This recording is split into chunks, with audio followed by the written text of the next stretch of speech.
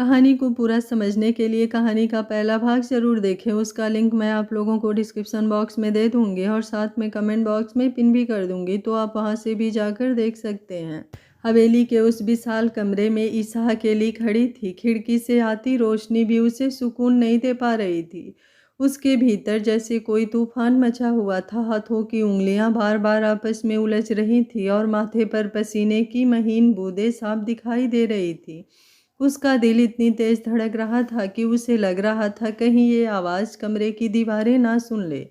उसकी आंखों के सामने बार बार एक ही चेहरा घूम रहा था, उसका छोटा भाई, सिर्फ 10 साल का मासूम बच्चा, जिसे वो अपने सीने से लगाकर सुलाया करती थी, जिसके लिए उसने अपनी पूरी जिंदगी दांव पर लगा दी थी। वो जानती थी कि काव्या ने उसे धमकाया था, लेकिन अब शादी हो चुकी थी, सब कुछ बदल चुका था और सबसे बड़ा डर यही था कि कहीं काव्या ने सच में उसके भाई को।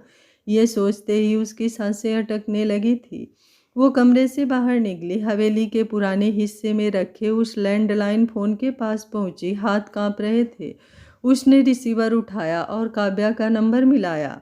हर रिंग के साथ उसकी धड़कनें बढ़ती जा रही थी, लेकिन दूसरी तरफ कोई आवाज़ नहीं आई। कॉल कट गई। उसने फिर से कोशिश की। इस बार उंगलियां इतनी कांप रही थी कि नंबर सही से दब ही नहीं पा रही थी।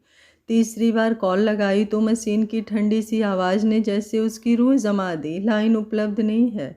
उसका चेहरा सफ़ेद पड़ गया। उसने रिसीवर धीरे धीरे नीचे रखा और दीवार का सहारा लेकर खड़ी हो गई। अब मैं कैसे पता लगाऊं? उसके होठ बुदबुदाए। काव्या ने मेरे भाई को कहाँ रखा है? उसकी आंखों से आंसू बहने लगे। उसने माथे पर हाथ रखा। पसीना और आंसू मिलकर उसकी हालत बयां कर रहे थे। उसके पास कोई सुराग नहीं था, कोई मदद नहीं, कोई रास्ता नहीं। उसी वक्त दूसरी तरफ सड़क पर अग्निवीर अग्निहोत्री अपनी गाड़ी बेहद तेज चला रहा था। उसकी आंखों में गुस्से की आग थी, जबड़ा भींचा हुआ। स्टीयरिंग पर उसकी पकड़ इतनी सख्त थी कि उंगलियां सफ़ेद पड़ गई थी। दिमाग में सूर्या की बातें गूंज रही थी। काव्या का धोखा, मंडप से भागना और उसकी जगह उस नौकरानी की बेटी का बैठ जाना। उसे लगता था जैसे उसकी पूरी जिंदगी किसी ने खेल बना दी हो। गाड़ी हवेली के गेट पर आकर रुकी। उसने दरवाज़ा जोर से बंद किया और बिना किसी की तरफ देखे सीढ़ियां चढ़ता चला गया। ईसा अपने कमरे में वापस आ चुकी थी। वही कमरा जो अब पति पत्नी का कमरा कहलाता था, लेकिन उसके लिए वो किसी कैद खाने से कम नहीं था। वो बेचैनी में कमरे में टहल रही थी, तभी दरवाज़ा एक झटके से खुला और अग्निवीर अंदर दाखिल हुआ। उसकी मौजूदगी से भी कमरे का माहौल बदल गया। ईसा रुक गई, उसकी सांसें थम सी गई। अग्निवीर ने दरवाज़ा बंद किया और उसकी तरफ बढ़ा। तुम्हें अग्निवीर अग्निहोत्री की बीबी बनने का बहुत शौक है ना? उसकी आवाज़ जहरीली थी। तो आज रात तैयार रहना। ईसा की आंखें फैल गई। आज मैं तुम्हें बीबी का पूरा हक दूंगा, वो आगे बढ़ते हुए बोला। अग्निवीर अग्निहोत्री को धोखा देने की सज़ा तुम और काव्या दोनों को मिलेगी। उसने ईसा के बाल पीछे से पकड़ लिए। उसका सिर पीछे की तरफ खिंच गया। दर्द उसके चेहरे पर साफ झलकने लगा, लेकिन उसने दांत भींच लिए, आंखें बंद कर ली। एक शब्द भी नहीं निकला। तुम भूल गई हो? अग्निवीर कुर्राया। तुम किसे अपना पति बनाने के लिए मंडप में बैठी थी? अग्निवीर अग्निहोत्री को, जिसके पास दिल नहीं है। उसके शब्द किसी चाकू की तरह चुभ रहे थे। मैं लड़कियों से दूर रहता था, वो बोला। दादी की वजह से शादी के लिए हाँ कहा और एक लड़की मंडप से भाग गई, दूसरी धोखे से बैठ गई। उसने बात और जोर से खींचा और बोला, लड़कियों के बारे में मेरी जो राय थी वो बिल्कुल सही थी। वो सिर्फ पैसों की भूखी होती हैं, धोखेबाज, चेहरे पर मासूमियत का नकाब ओढ़े हुए, और दिल उनका काला होता है। लेकिन ये मत समझो कि तुम मासूम हो। उसकी आवाज़ में नफरत थी। तुम बहुत चालाक हो, सिर्फ तुम्हारे चेहरे से मासूमियत झलकती है। ईसा के चेहरे पर दर्द की लकीरें साफ थी। उसकी आंखों से आंसू बहकर गालों पर गिर रहे थे, लेकिन उसने अब भी कुछ नहीं कहा। अग्निवीर ने उसे एक झटके से धक्का दिया। ईसा पीछे की तरफ गिरी। उसका सिर ड्रेसिंग टेबल के कोने से जोर से टकराया। एक तेज आवाज हुई और अगले ही पल वो जमीन पर पड़ी थी, आंखें बंद, सिर से खून की पतली धार बहती हुई। अग्निवीर एक पल को रुका, लेकिन फिर चेहरे पर सख्ती ओढ़ ली। नाटक मत करना अग्निवीर अग्निहोत्री को किसी के नाटक से कोई फर्क नहीं पड़ता है। अब मंडप में मेरी दुल्हन तो बन गई हो। अब बेड पर मेरी बीवी बनने का समय आ गया है, सुहाग रात के लिए तैयार रहना। वो बड़बड़ाया और कमरे से बाहर निकल गया। कमरा सन्नाटे में डूब गया। इसी बेहोशी की हालत में पड़ी थी। उसके चेहरे पर दर्द और डर दोनों के निशान थे। बाहर कहीं दूर दादी माँ अपने कमरे में आराम कर रही थी। उन्हें इस तूफान की भनक तक नहीं थी। ईसा की सांसें धीमी थी, लेकिन उसके भीतर का डर अब भी जिंदा था। उसके भाई का डर, उसकी बेबसी और वो सच जो अभी किसी को नहीं पता था। हवेली की शाम असामान्य रूप से भारी थी, जैसे दीवारों में भी कोई अनकहा डर समा गया हो। दादी माँ अपने कमरे में बैठी माला जप रही थी, पर मन बार बार बेचैन हो उठता। आमतौर पर इस वक्त तक ईसा नीचे आकर उनके पास बैठ जाती थी, कभी चुपचाप, कभी हल्की मुस्कान के साथ। आज वो नहीं आई। समय खिसकता गया। बाहर अंधेरा गहराने लगा, लेकिन ईसा की कोई आहट नहीं हुई। दादी माँ की अनुभवी आंखों ने अनहोनी को भांप लिया था। वो धीमे कदमों से ऊपर की सीढ़ियां चढ़ने लगी। हर सीढ़ी के साथ दिल की धड़कन तेज होती जा रही थी। ईसा के कमरे के बाहर पहुंचकर उन्होंने हल्की सी आवाज में पुकारा, ईसा बेटा। कोई जवाब नहीं। उन्होंने दरवाज़ा खोला तो सामने का दृश्य देखकर उनके पैरों तले जमीन खिसक गई। ईसा बेहोशी की हालत में बिस्तर के पास पड़ी थी। सिर पर चोट लगी थी, जिसमें से खून बहकर गालों पर थे और सूख गए थे। गालों पर सूखे आंसुओं की लकीरें साफ दिख रही थी। दादी माँ घबराकर उसकी तरफ दौड़ी। हे भगवान! उनके मुंह से बस यही शब्द निकला। उन्होंने घंटी बजाकर नौकरों को बुलाया। एक पल में कमरा लोगों से भर गया। ये कैसे हुआ? दादी माँ की आवाज़ कांप रही थी। नौकर एक दूसरे की तरफ देखने लगे। किसी की हिम्मत नहीं हो रही थी कुछ कहने की। आखिर एक बूढ़ा नौकर सिर झुकाकर बोला, दादी माँ, अग्निवीर सर घर आए थे और बहू सब पर चिल्ला रहे थे। इतना कहते कहते उसकी आवाज़ टूट गई। उसने आंखें नीचे झुका ली। दादी माँ को जैसे यकीन ही नहीं हुआ। उन्होंने धीमे पर सख्त स्वर में कहा, नहीं, मेरा अग्नि इतना बेरहम नहीं हो सकता। एक मासूम लड़की के लिए उसके दिल में इतनी नफरत। उनके शब्दों में दर्द था, अविश्वास था। उन्होंने तुरंत फैमिली डॉक्टर को फ़ोन किया। कुछ ही देर में डॉक्टर आए। ईसा को देखा। सिर की चोट साफ की, पट्टी की चोट गहरी नहीं थी। डॉक्टर बोले, लेकिन ये लड़की बहुत डर और तनाव में है। माँ जी, मुझे लगता है कि इसे किसी बात का बहुत ज़्यादा स्ट्रेस है। इसे अभी सुकून चाहिए, कोई टेंशन नहीं। इतना कहकर डॉक्टर चले गए। दादी माँ ने ईसा के सिर पर हाथ फेरा, जैसी माँ अपने बच्चे को सहलाती है। रात गहराती चली गई। घड़ी ने 10 बजाए, फिर 11। अग्निवीर घर नहीं लौटा। हवेली के बाहर सन्नाटा था, भीतर बेचैनी। रात करीब 11 बजे ईसा की पलकों में हलचल हुई। उसने आंखें खोली तो सबसे पहले दादी माँ का चिंतित चेहरा देखा। होश आ गया बेटा? दादी माँ ने राहत की सांस ली। ईसा ने उठने की कोशिश की। सिर में हल्का सा दर्द उठा। दादी माँ, उसकी आवाज़ कमजोर थी। कैसे लगी चोट? दादी माँ ने प्यार से पूछा। ईसा पल भर को चुप रही, फिर नजरें झुका ली। मैं बाथरूम से निकली तो फर्श गीला था, पैर स्लिप हो गया, ड्रेसिंग के कॉर्नर से टकरा गई, उसने धीरे धीरे कहा। दादी माँ की अनुभवी आंखें सब समझ रही थी। ये झूठ था, पर किसी को बचाने के लिए बोला गया झूठ। उन्होंने मीसा का माथा चूमते हुए मन ही मन सोचा, कितनी अच्छी है ये लड़की। अपने साथ हुई नाइंसाफी भी मेरे पोते के सिर नहीं मर रही। एक दिन, दादी माँ ने मन में कहा, एक दिन अग्नि को अपनी गलती का एहसास होगा। उसे पता चलेगा कि उसकी ज़िंदगी में आई लड़की हीरा है और काव्या बस छलावा थी। शायद इसलिए कान्हा जी ने उसे पहले ही रास्ते से हटा दिया। दादी माँ ने ईसा को अपने हाथों से खाना खिलाया, जैसे किसी बीमार बच्चे को खिलाया जाता है। अब आराम करो, उन्होंने कहा। मैं नीचे जा रही हूँ। कमरे की लाइट धीमी कर वे अपने कमरे में चली गई। हवेली सोने लगी, पर किस्मत जाग रही थी। उधर शहर के एक बार में अग्निवीर अकेला बैठा था। सामने गिलास पर गिलास खाली हो रहे थे। आंखों में थकान और गुस्से का अजीब सा मेल था। हर घूंट के साथ वो अपने दिल के शोर को दबाने की कोशिश कर रहा था। धोखा उसके होठों से निकला। उसे लगा जैसे पूरी दुनिया ने उसे बेवकूफ़ बना दिया हो। रात गहरी हो चुकी थी जब वो लड़खड़ाते कदमों से बार से बाहर निकला। ड्राइवर ने किसी तरह उसे हवेली तक पहुंचाया। गेट खुला, गाड़ी रुकी। रात के ठीक 2 बज रहे थे। हवेली के बाहर गाड़ी रुकने की आवाज़ सन्नाटे को चीरते हुई अंदर तक आ पहुंची। दरवाजे के बाहर लगे खंभों पर पीली रोशनी कांप उठी, जैसे आने वाले तूफान का इशारा दे रही हो।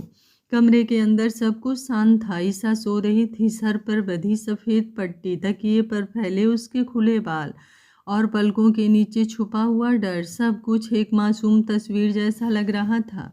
उसने करवट बदली, जैसे किसी अनजानी आहट को महसूस कर लिया हो, लेकिन थकान इतनी थी कि नींद पूरी तरह टूटी नहीं। तभी दरवाज़ा खुला। शराब की तीखी गंध के साथ अग्निवीर लड़खड़ाते कदमों से कमरे में दाखिल हुआ। उसकी चाल असंतुलित थी, लेकिन आंखों में जलती आग अब भी जिंदा थी। बीबी, ओ बीबी! अग्निवीर अग्निहोत्री की बीबी, कहाँ हो तुम? ये बोलते हुए उसने दरवाज़ा बंद किया और कुछ पल वहीं खड़ा रहा, जैसे कमरे को पहचानने की कोशिश कर रहा हो। फिर उसकी नज़र बिस्तर पर गई। ईसा, उसके होठों पर एक कड़वी मुस्कान आई। वो बिस्तर के पास आया, झुका और उंगलियों से उसके गालों को हल्के से छुआ और उसके गाल पर अपनी उंगलियों को चलाते हुए बोला, तुम मेरी बीबी हो। उसकी आवाज़ भारी थी, शब्द नशे में डूबे हुए। और मिस्टर अग्निवीर अग्निहोत्री, तुम्हारा पति आधी रात तक घर नहीं आया और तुम चैन से सो रही हो। उसकी उंगलियां उसके चेहरे पर फिसलती रहीं, जैसे किसी सवाल का जवाब ढूंढ रही हो। तुम कैसी बीबी हो ईसा, जो सुहाग रात पर भी अपने पति का इंतजार तक नहीं कर पाई? ईसा की नींद टूट गई। उसकी आंखें खुली तो सामने अग्निवीर का चेहरा था, उसके बहुत करीब, बहुत डरावना। वो घबरा गई, सांसें तेज हो गई। उसने उठने की कोशिश की और सहज ही पीछे की तरफ खिसक गई। अग्निवीर ने उसकी ये हरकत देखी और हंस पड़ा, एक ऐसी हंसी जिसमें दर्द भी था और तंज भी। पीछे क्यों जा रही हो? उसने लड़खड़ाते हुए एक कदम और बढ़ाया। तुम मेरी पत्नी हो ना, तो तुम्हारा हक है अपने पति की सेवा करना, उसे प्यार करना, जो वो चाहे उसे करने देना। उसकी आवाज़ में नशे की लहरें थी, लेकिन शब्दों में जहर। ईसा बिस्तर के किनारे सिमट चुकी थी, उसकी उंगलियां चादर को कसकर पकड़े हुए थी। क्या तुम मुझे अपना पति नहीं मानती? अग्निवीर ने आंखें तरेर कर पूछा। या फिर ये शादी भी तुम्हारे लिए बस एक सौदा थी? ईसा ने सिर झुका लिया, उसका गला सूख गया था। वो कुछ बोलना चाहती थी, लेकिन आवाज़ जैसे ही अंदर फंस गई हो। अग्निवीर ने उसके चेहरे की तरफ झुकते हुए उसके लबों के पास अपना अंगूठा रोका और उसके होठों को अपने अंगूठों से सहलाते हुए बोला, तुम मेरी बीबी हो ना? बोलो, हो ना? ईसा ने अपना चेहरा हाँ में हिला दिया। तो फिर ठीक है, उसने धीमे टूटे स्वर में कहा, मैं तुम्हें प्यार करना चाहता हूँ, तुम्हें पत्नी का हक देना चाहता हूँ। ईसा ने डर से आंखें बंद कर ली और थोड़ा और पीछे सरक गई। यही पल था जब अग्निवीर की आंखों में गुस्सा तैर गया। उसने उसके बालों को पकड़कर अपनी तरफ खींचा और बोला, जब अग्निवीर अग्निहोत्री तुम्हारी तरफ बढ़ रहा है तो तुम्हारी हिम्मत भी कैसे हुई पीछे हटने की? तुम मेरी बीबी हो, मंडप में बैठकर 7 फेरे लिए हैं तुमने मेरे साथ। तुम अब इस रिश्ते से पीछे नहीं हट सकती हो, तुम पर मेरा पूरा हक है। ये बोलते हुए उसने आगे बढ़कर उसके होठों को लॉक कर दिया। ईसा की आंखें बंद हो गई और उसकी आंखों से 2 बूंद आंसू लुढ़क आए। पर थोड़ी देर बाद अग्निवीर उससे दूर हुआ और बोला, तुम मेरी जिंदगी में आई हो तो जो मैं कहूँगा वही होगा। उसकी आवाज़ धीमी पड़ती जा रही थी। ईसा की आंखों से आंसू बहने लगे।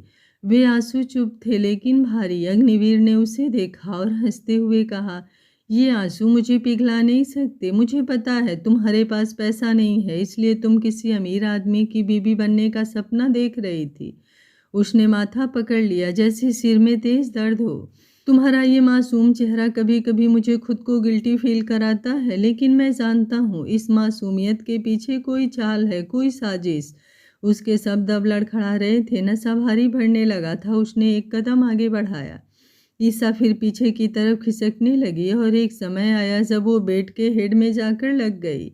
अब पीछे जाने के लिए जगह भी नहीं बची थी। अग्निवीर ईसा के करीब पहुंच चुका था, इतना करीब कि दोनों की गर्म में सांस एक दूसरे के चेहरे पर पड़ रही थी। अग्निवीर ने आगे बढ़कर निशा के गर्दन पर अपने लब रख दिए और उसके गर्दन को चूमने लगा और बोला, तुमने मुझे धोखा दिया है, इस धोखे की कीमत तुम्हें चुकानी होगी। बोलते बोलते कब उसका सर ईसा के सीने पर लुढ़क गया, उसे खुद ही पता नहीं चला। जब अग्निवीर की सांसें गहरी होने लगी तो ईसा को एहसास हुआ कि अग्निवीर सो चुका है। उसकी जान में जान आई, उसकी धड़कनें सुबेतहासा दौड़ रही थी, उसकी करीबी से जान निकलने को हो रही थी। अब थोड़ी नॉर्मल हुई। ईसा ने डरते डरते उसकी तरफ देखा। अग्निवीर का सिर झुक गया था, आंखें बंद हो चुकी थी। वो वहीं बिस्तर के किनारे बैठा बैठा सो चुका था। उसके मुंह में धीमी बड़बड़ाहट निकल रही थी। तुम मेरी पत्नी बनना चाहती थी ना? आज आज हमारी सुहाग रात। शब्द अधूरे थे, नींद में डूबे हुए।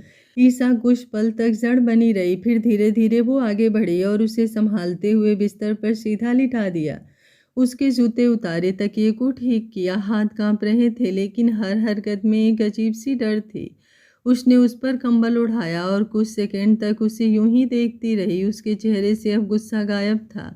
वो थका हुआ लग रहा था, बहुत थका हुआ, जैसे सालों का बोझ एक साथ ढो रहा हो। ईसा ने धीमे से सांस ली। उसे अग्निवीर की कही हुई बात याद आई कि इस कमरे में रहने की तुम्हारी औकात नहीं है, तुम जाकर बालकनी में रहो। उसने आज भी बालकनी में जाने का सोचा, लेकिन फिर ये सोचा कि अगर इनकी तबीयत खराब हो गई तो। ये सोचकर वो बिस्तर से हटकर पास पड़े सोफे पर जाकर लेट गई। कमरे की लाइट हल्की थी। वो करवट लेकर अग्निवीर की तरफ देखने लगी। उसकी आंखों से आंसू चुपचाप बहते रहे। उसे अपना भाई याद आया, काव्या की धमकी याद आई, ये शादी, ये रिश्ता, यहाँ हवेली, सब कुछ। उसे उसका भाई विशु याद आया, काव्या की धमकी याद आई, ये शादी, ये रिश्ता, ये हवेली, सब कुछ एक जाल जैसा लग रहा था। उसने अपने दिल में सवालों का सैलाब रोके रखा। मैं यहाँ क्यों हूँ? मेरा कसूर क्या है? क्या कभी सच सामने आएगा? मेरा भाई विशु किस हालत में होगा? कभी काव्या ने उसे नहीं नहीं, मैंने काव्या की हर बात मानी। उसने कहा था कि अगर तुमने मुंह नहीं खोला, चुपचाप ये शादी कर ली, तो तुम्हारा भाई सही सलामत होगा। मैंने किसी को कुछ नहीं बताया है, तो वो मेरे भाई का ख्याल रख रही होगी। बिस्तर पर सोया हुआ अग्निवीर नींद में करवटें बदलता रहा।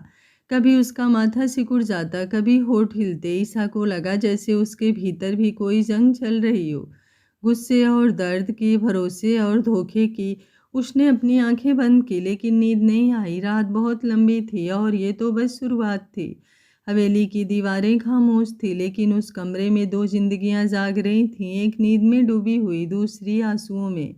सुबह की हल्की सी रोशनी हवेली की खिड़कियों से अंदर उतर रही थी। कमरे में जब भी रात की थकान पसरी हुई थी। बिस्तर पर अग्निवीर गहरी नींद में था, चेहरा सख्त, लेकिन भीतर कहीं थका हुआ। उससे पहले ही ईसा उठ चुकी थी। रात की सारी घटनाएं उसकी आंखों में अब भी ताज़ा थी, जैसे नींद ने उसे छुआ ही ना हो। उसने बहुत धीरे से कदम रखा ताकि कोई आहट ना हो। अग्निवीर की तरफ उसने एक पल को देखा, सोया हुआ, अनजान, और फिर नजरें झुका ली। उसके लिए ये कमरा अब भी डर का ही नाम था। वो चुपचाप बाथरूम गई, नहाई, भीगे बालों को साड़ी के पल्लू में समेटा और बिना किसी को जगाए कमरे से बाहर निकल गई। हवेली के आंगन में सुबह की ठंडी ठंडी हवा थी। मंदिर से आती घंटियों की आवाज़ जैसे उसके दिल को थाम रही थी। ईसा सीधे मंदिर की तरफ गई। हाथ जोड़कर उसने दीपक जलाया, आंखें बंद की और आरती गाने लगी। उसकी आवाज़ में दर्द था, लेकिन उसमें एक अजीब सी शांति भी थी, जैसे हर शब्द के साथ वो अपने डर को भगवान के चरणों में छोड़ती जा रही हो। आरती कुंज बिहारी की, श्री गिरधर कृष्ण मुरारी की। उसकी आवाज़ हवेली में गूंजने लगी। उसी आवाज़ ने ऊपर कमरे में अग्निवीर की नींद तोड़ी। वो हड़बड़ाकर उठा, सिर में हल्का सा दर्द था। पल भर को रात के अधूरे से दृश्य उसकी आंखों के सामने घूम गए। लड़खड़ाते कदम, कमरे की रोशनी, ईसा का डरा हुआ चेहरा। उसका दिल जोर से धड़का। कहीं कहीं मैंने कुछ गलत तो नहीं कर दिया? ये ख्याल आते ही उसके माथे पर पसीना आ गया। वो फौरन बिस्तर से उठा और वॉशरूम की तरफ बढ़ा। ठंडे पानी से मुंह धोया, शीशे में खुद को देखा। आंखों के नीचे गहरे साए थे। उसने गहरी सांस ली और खुद को संभालते हुए नहाने चला गया, जैसे पानी के साथ रात की यादें भी बहा देना चाहता हो। वो तैयार होकर नीचे आया। मंदिर से आरती की आवाज़ अब भी आ रही थी। दादी माँ सामने बैठी थी। उसने आगे बढ़कर उनके पैर छुए। दादी माँ ने हाथ तो रखा सर पर, लेकिन चेहरे पर नाराजगी साफ थी। कल रात घर देर से क्यों आए? उन्होंने ठंडे स्वर से में कहा। अग्निवीर कुछ नहीं बोला। उसकी नज़र अनायास ही मंदिर की तरफ चली गई। वहाँ ईसा खड़ी थी, मांग में सिंदूर, हाथों में चूड़ियाँ, सादगी में लिपटी हुई सुबह की रोशनी में उसका चेहरा और भी शांत और भी कोमल लग रहा था। पल भर के लिए उसकी निगाहें वहीं ठहर गई। उसके मन में अनचाही सी तारीफ उभरी। दूधिया रंग, शांत आंखें और वो आवाज़ जिसमें भक्ति और दर्द साथ साथ बह रहे थे। अग्निवीर ने तुरंत खुद को झटका। नहीं, उसने मन ही मन कहा, इस चेहरे में मत उलझ, इस खूबसूरती के पीछे कोई साजिश हो सकती है। उसने नजरें फेर ली, नाश्ता जल्दी जल्दी किया और ऑफिस के लिए निकल गया। ऑफिस में माहौल गंभीर था। सूर्या पहले से ही मौजूद था। सर, उसने रिपोर्ट देते हुए कहा, काव्या अपने बॉयफ्रेंड के साथ इंडिया छोड़ चुकी है, लेकिन हमें उनके ठिकाने पर एक बच्चा मिला है, करीब 10 साल का। अग्निवीर का दिल धक से रह गया। बच्चा? जी सर, सूर्या बोला, लेकिन वो कुछ बोल नहीं रहा, बस रोता रहता है। अग्निवीर तुरंत उस कमरे की तरफ गया जहां बच्चा बैठा था, एक कोने में दुबका हुआ, घुटने को सीने से लगाए, आंखों में डर। अग्निवीर ने धीमे स्वर में बात करने की कोशिश की, डरो मत, मैं कुछ नहीं करूंगा। लेकिन बच्चा और सिकुड़ गया, रोने लगा। अग्निवीर ने सूर्या से कहा, तुमने इसे कुछ खिलाया? सूर्या ने नामे सिर हिला दिया। तो अग्निवीर फिर बोला, इसके खाने का कुछ इंतजाम करो। अग्निवीर ने खाने का ऑर्डर दिया, खुद उसे खिलाया। बच्चे ने भूख के मारे खाना तो खा लिया, लेकिन एक शब्द नहीं बोला। हर आवाज पर वो चौंक जाता, जैसे किसी सजा का इंतजार कर रहा हो। अग्निवीर को उस बच्चे से पता नहीं क्यों एक जुड़ाव सा महसूस हो रहा था। वो सूर्या के साथ बाहर आया और बोला कि क्या तुम्हें कुछ पता चला है इस बच्चे के बारे में, कि ये किसका बच्चा है और वहाँ कैसे पहुँचा?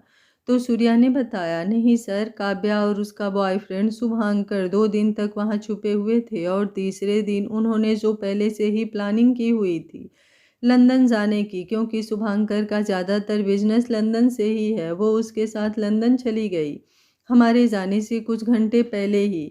वहाँ ये बच्चा चुपचाप एक कुर्सी पर बैठा मिला था, अकेले था, लेकिन वहाँ से हिला तक नहीं था।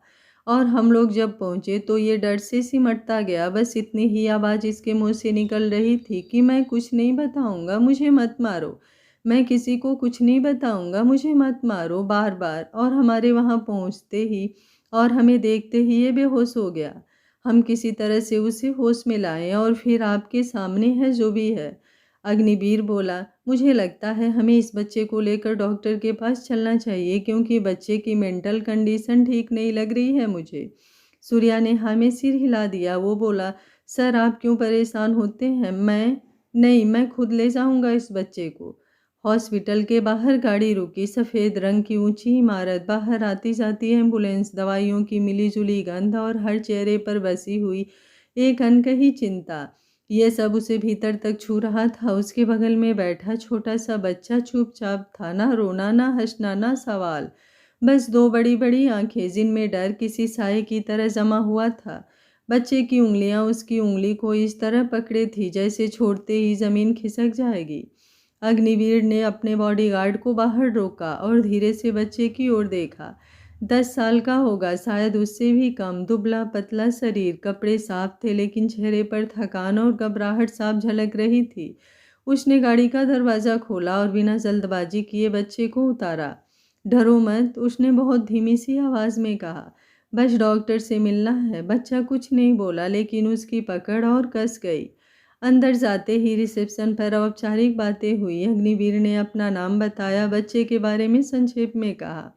अग्निवीर की नज़र बार बार उस बच्चे पर चली जाती। वो कुर्सी के कोने में सिकुड़ कर बैठा था, दोनों हाथ घुटने पर रखे, सिर झुका हुआ। पास से कोई ज़रा तेज आवाज़ में गुजर जाता तो वो चौंक जाता, कंधे सख्त हो जाते। अग्निवीर के भीतर कुछ टूटने लगा। ये डर उसे जाना पहचाना सा लगा। अचानक उसे अपना बचपन याद आ गया। माता पिता की मौत के बाद का वो दौर, जब वो घर होते हुए भी खुद को बेसहारा महसूस करता था, जब रातों को वो चुपचाप छत पे ताकता रहता था और सोचता था कि अगर दादी माँ ना होती तो शायद वो भी किसी अनजान कोने में खो गया होता। वही खालीपन, वही असुरक्षा, आज वो सब इस बच्चे की आंखों में साफ दिख रहा था। कुछ देर बाद नर्स ने उन्हें डॉक्टर के केबिन में बुलाया। डॉक्टर मध्यम उम्र के थे, चेहरे पर गंभीरता के साथ एक अपनापन भी था। उन्होंने कुर्सी की ओर इशारा किया। अग्निवीर ने बच्चे को अपने पास बिठाया। बच्चा कुर्सी की पीठ से सट गया, जैसे किसी भी पल भागने की तैयारी में हो। बेटा, घबराने की ज़रूरत नहीं है, डॉक्टर ने बहुत शांत स्वर में कहा। मैं सिर्फ तुमसे थोड़ी बात करूंगा। कमरे में कुछ सन्नाटा तक छाया रहा। घड़ी की टिक टिक साफ सुनाई दे रही थी। बच्चे ने सिर और नीचे झुका लिया। डॉक्टर ने अग्निवीर की ओर देखा, जैसे इशारे से कह रहे हूँ धैर्य रखिए। फिर उन्होंने सवाल बदला, तुम्हें यहाँ लाने वाले अंकल अच्छे हैं? बच्चे के होठ हिले, लेकिन आवाज़ नहीं निकली। उसने अग्निवीर की ओर एक नज़र डाली। अग्निवीर ने हल्की सी मुस्कान दी, बिना कुछ कहे। तुम्हारा नाम क्या है? डॉक्टर ने फिर पूछा। इस बार काफ़ी देर बाद बहुत धीमी और कांपती हुई आवाज़ आई, विशु। डॉक्टर और अग्निवीर दोनों के लिए यह छोटी सी जीत थी। डॉक्टर ने सिर हिलाया। अच्छा नाम है, उन्होंने कहा। धन्यवाद विशु। जांच शुरू हुई। ब्लड प्रेशर, आंखें, रिफ्लेक्स, सब कुछ। हर बार तब डॉक्टर का हाथ आगे बढ़ता, विशु का शरीर सख्त हो जाता, उसकी सांसें तेज हो जाती।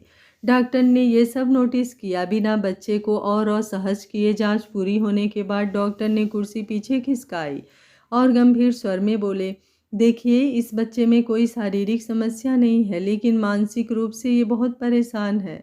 अग्निवीर ने कुर्सी पर आगे झुकते हुए कहा, कितनी गंभीर स्थिति है डॉक्टर? काफ़ी, डॉक्टर ने साफ शब्दों में कहा। ये बच्चा पहले से ही बहुत मासूम है। इसके स्वभाव में डर नहीं बल्कि संवेदनशीलता ज़्यादा है, लेकिन पिछले 4-5 दिनों से इसे किसी बात को लेकर लगातार डराया गया है, धमकाया गया है। ऐसा नहीं लगता कि ये 1-2 बार का मामला है। ये डर इसके दिमाग में बैठ गया है। विशु अब भी चुप था, लेकिन डॉक्टर की आवाज़ उसके भीतर कहीं गूंज रही थी। जब बच्चे को बार बार ये एहसास कराया जाए कि अगर उसने कुछ कहा या कुछ किया तो कुछ बुरा होगा, डॉक्टर ने समझाते हुए कहा, तो बच्चे का कोमल दिमाग खुद को बचाने के लिए बंद हो जाता है। वो बोलना कम कर देता है, भावनाएं छुपाने लगता है। अग्निवीर की आंखों में नमी उतर आई। इतने छोटे बच्चे के साथ कोई ऐसा क्यों करेगा डॉक्टर? डॉक्टर ने गहरी सांस ली। किसी की मानसिकता का अंदाज़ा लगाना मुश्किल है, और ये सच है कि बच्चों के साथ होने वाले अपराध अक्सर सामने नहीं आते। कई बार बच्चे खुद बोल नहीं पाते। ये सुनकर अग्निवीर का मन भीतर से हिल गया। उसे काव्या का चेहरा याद आया, उसके शब्द, उसकी चालाकी, और फिर इस मासूम बच्चे की हालत। एक बात और, डॉक्टर ने कहा, इसने अपना नाम बताया है। ये बहुत महत्वपूर्ण है। इसका मतलब है कि इसका मन पूरी तरह से बंद नहीं हुआ है। इसे बहुत ज़्यादा प्यार, धैर्य और सुरक्षा की भावना चाहिए। इसे महसूस होना चाहिए कि अब कोई इसे नुकसान नहीं पहुंचा सकता। समय लगेगा, डॉक्टर ने ईमानदारी से कहा, लेकिन अगर इसे सही माहौल मिला, सही लोग मिले, तो ये धीरे धीरे खुलेगा। इसे फ्रेंडली माहौल दीजिए, सवाल जवाब मत कीजिए, इसे खेलने दीजिए, चुप रहने दीजिए। जब ये खुद बोलेगा तभी इसके दिमाग का बोझ कम होगा। विशु अचानक उठकर अग्निवीर के पास आ गया और उसकी जैकेट का सिरा पकड़ लिया।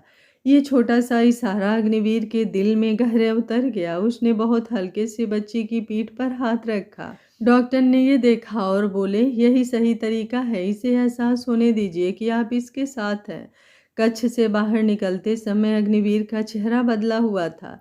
गाड़ी की ओर जाते हुए उसने बच्चे को गोद में उठाया। विशु ने कोई विरोध नहीं किया, बस सिर उसके कंधे से टिका दिया। उस स्पर्श ने अग्निवीर को भीतर तक हिला दिया। गाड़ी में बैठते ही उसने फ़ोन निकाला और सूर्या को कॉल किया। सूर्या, उसकी आवाज़ में अब आदेश नहीं बल्कि गंभीरता थी। इस बच्चे की एक एक डिटेल चाहिए। ये किसका बच्चा है? काव्या के पास कैसे आया? उसका उससे रिश्ता क्या है? कुछ भी छूटना नहीं चाहिए। सूर्या ने तुरंत जवाब दिया, जी सर, मैं अभी लग जाता हूँ, हर एंगल से जांच होगी।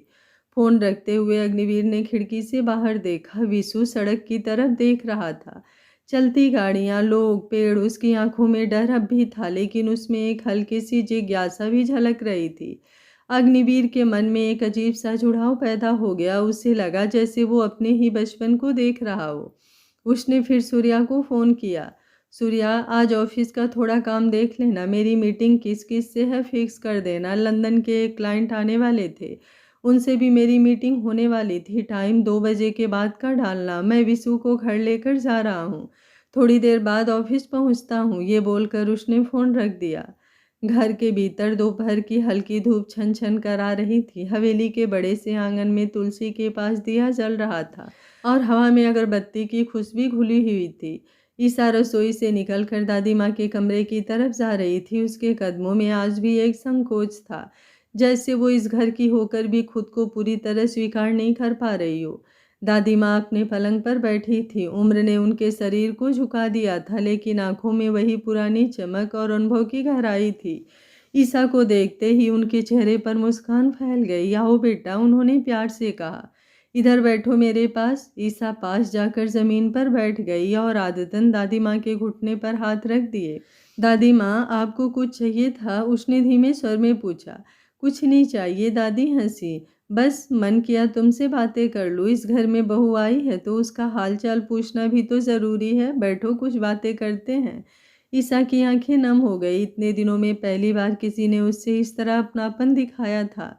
दादी माँ, उसके होठ कांप गए। कभी कभी दादी माँ की ममतामयी स्पर्श से वो उन बातों को दिल खोल कर दादी माँ से कह देना चाहती थी, लेकिन फिर भी एक अनजाना डर उसके होठों को सिल देता था। दादी ने उसके सिर पर हाथ फेरा।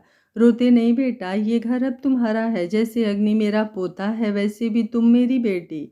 ईसा ने सिर झुका लिया। उसके मन में हजारों डर थे। अपनी असलियत का डर, अपने भाई का डर और सबसे बड़ा डर अग्निवीर का। दादी माँ उसकी चुप्पी समझ गई। उन्होंने बात बदलते हुए कहा, तुम्हें पता है बेटा, अग्नि के माँ बाप कैसे थे? ईसा ने नामे सिर हिलाया। नहीं दादी माँ, बहुत अच्छे थे। दादी की आवाज़ में यादों की नमी उतर आई। अग्नि के पापा बहुत सख्त दिखते थे, लेकिन दिल से मोम थे, और उसकी माँ बहुत शांत, बहुत समझदार। दोनों की एक ही चाहत थी कि उनका बेटा कभी किसी के सामने झुके नहीं, लेकिन किसी मासूम को कभी दर्द भी ना दे। ईसा ने धीरे से पूछा, फिर? दादी ने गहरी सांस ली।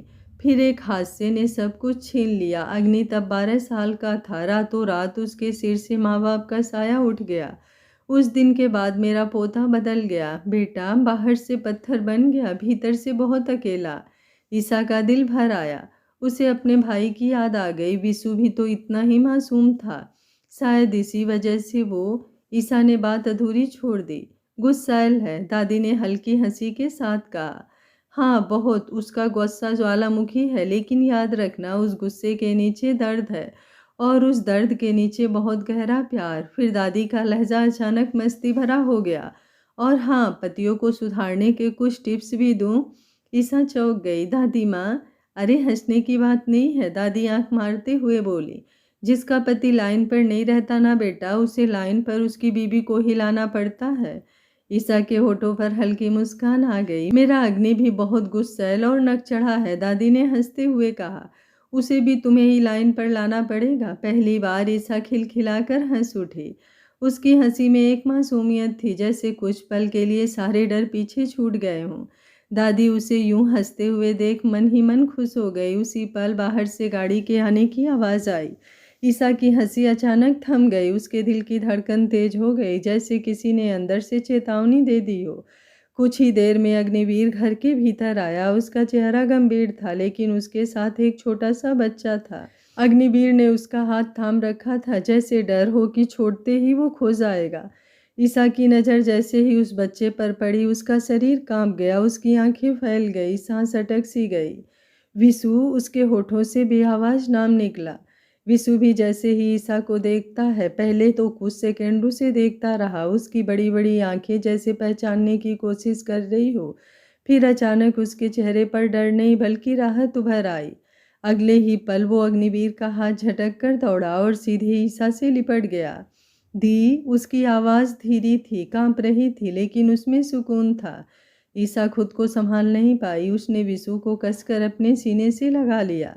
उसकी आंखों से आंसू बहने लगे, और विशु को ईसा से ऐसे लिपटते देख अग्निवीर की आंखें फटी की फटी रह गईं। और दादी माँ भी कभी ईसा को देखती आश्चर्य से, तो कभी विशु को।